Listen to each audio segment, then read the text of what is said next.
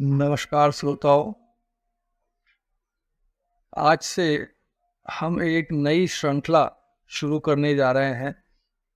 इस श्रृंखला में हमारे आसपास के जीवन में जो सफल व्यक्ति या जिन्होंने अपना जीवन मान सम्मान प्रतिष्ठा के साथ व्यतीत किया है, ऐसे व्यक्तियों के जीवन के कुछ अनुभव आप लोगों से साझा करने के लिए, जिसका उद्देश्य आने वाली पीढ़ी को एक आम नागरिक की सफल जीवन की जो पूंजी है, जो रहस्य है, जो उसके प्रयास हैं, जो उसके अध्ययन की सीमाएं थी या जो अध्ययन का क्षेत्र था, उन सभी के बारे में आप सभी को बतावें, जिनसे कि आने वाली पीढ़ी किस प्रकार का जीवन व्यतीत करने से किस प्रकार की उपलब्धियां हमें मिल सकती है, उसका एक आकलन, उसका एक अंदेशा वो लोग पा सके और अपने जीवन में हो सके तो उन चीज़ों को आत्मसात करें। तो जब श्रृंखला की शुरुआत करना था तो योगा योग हमारे कॉलेज के गवर्नमेंट पॉलिटेक्निक गोंदिया के एक वरिष्ठ प्राध्यापक मेरे पास चर्चा के लिए आए थे, तो मैंने उन्हीं से इस श्रृंखला की शुरुआत किया। प्राध्यापक का नाम है श्री मनीष गावंडे जी। इलेक्ट्रिकल डिपार्टमेंट में ये सीनियर लेक्चरर के रूप में काम कर रहे थे। चलिए उन्हीं से आज उनके कुछ अनुभवों के बारे में चर्चा करते हैं। जो विषय हमने आज की चर्चा में रखा है, उन विषयों में सबसे पहला है उनका जीवन परिचय क्या है, उनकी अब तक की श्रेष्ठतम उपलब्धि वो किसे मानते हैं, वो कौन सा ग्रंथ है जो उन्होंने अपने जीवन में सर्वोच्च स्तर पर रखा और उसका अध्ययन किया, ऐसा कौन सा संदेश, ऐसा कौन सा दर्शन, ऐसे कौन से विचार उन्होंने उस ग्रंथ से आत्मसात किए और अपने जीवन का उन्होंने एक सूत्र, एक महावाक्य अगर कोई बनाया होगा या जिस पे वे चले होंगे तो ऐसा कौन सा महावाक्य है।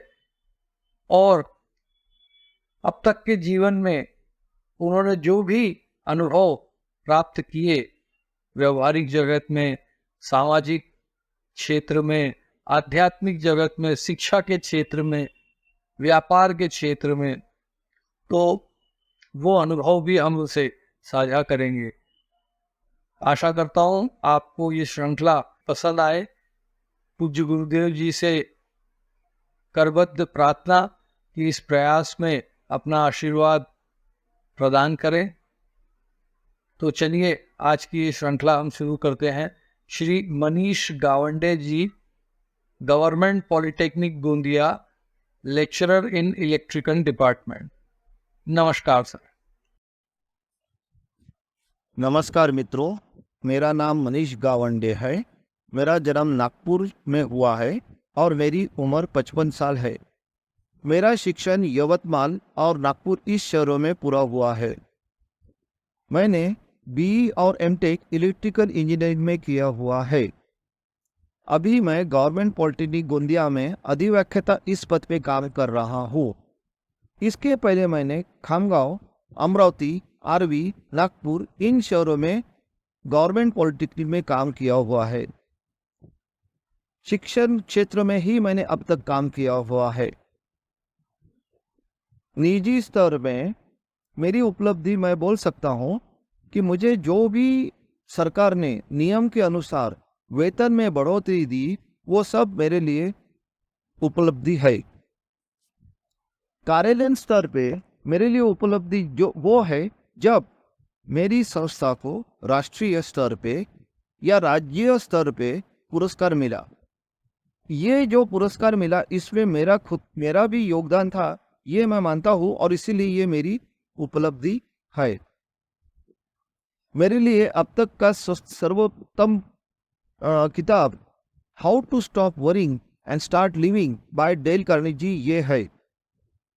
इस ग्रंथ में जो कुछ भी लिखा है वो मैं पहले ही अनुभव कर चुका हूँ, लेकिन मुझे लगता था ये सब चीज़ें मेरे साथ हो रही है, वरिंग यानी चिंता, चिंता के बारे में।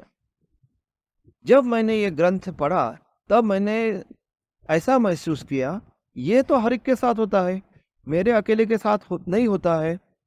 और उसमें बाकी भी चीज़ें लिखी थी जो जो बताती थी कि कैसा चिंता करना, कम करना, इस बारे में।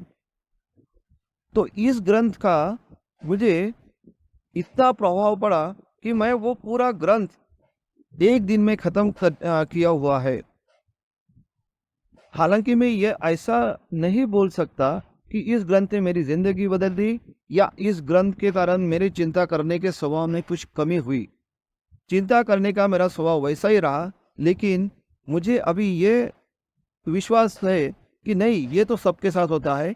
ये मैं इस ग्रंथ के द्वारा समझ चुका और इसीलिए मैं इस ग्रंथ को इस पुस्तक को सर्वोत्तम मानता हूँ। इस ग्रंथ में एक वाक्य है जो लिखा है, hurry, curry and worry kill a person.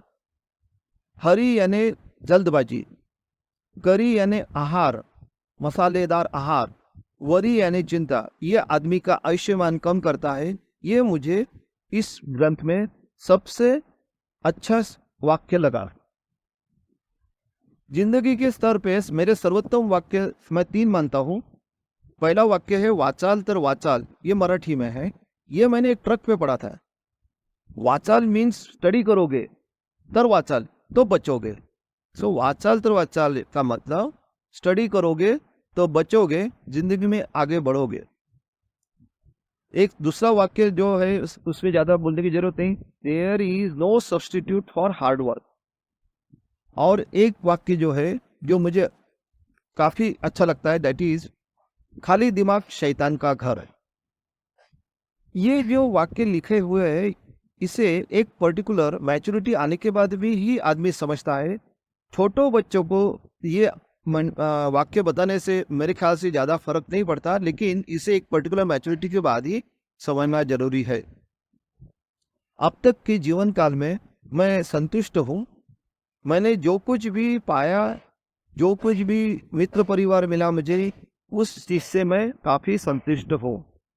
कार्यालयीय स्तर पे भी मेरे बारे में किसी ने कुछ बुरा नहीं कहा होगा, इस बारे में भी मैं विश्वास दर्शा। तो ये थे प्राध्यापक श्री मनीष गावंडे सर, जिन्होंने बहुत ही संक्षिप्त और सारगर्भित शब्दों में अपने जीवन के अनुभव, अपने जीवन के संदेश, दर्शन को हम सभी के बीच रखा।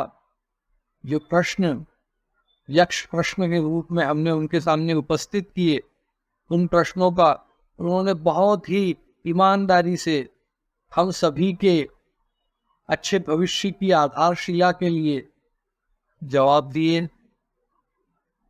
मैं इस ग्रंथ गोष्ठी कार्यक्रम के माध्यम से श्री मनीष देशपांडे सर का बहुत बहुत आभार व्यक्त करता हूँ और आशा करता हूँ कि इसी प्रकार के अच्छे अनुभव आप तक पहुँचाने का प्रयास करता हूँ। जनक सुता जग जननी जानकी, अतिशय प्रिय करुणा निधान की, ताकय जुगपत कमल मनाऊं, जासु कृपा निर्मण मति पाऊं। गुरु, ग्रंथ और गोविंद की असीम अनुकंपा से दर्शन, विज्ञान और व्यवहार का आलंबन निसंदेह सर्व सिद्धिदायक सिद्ध होगा।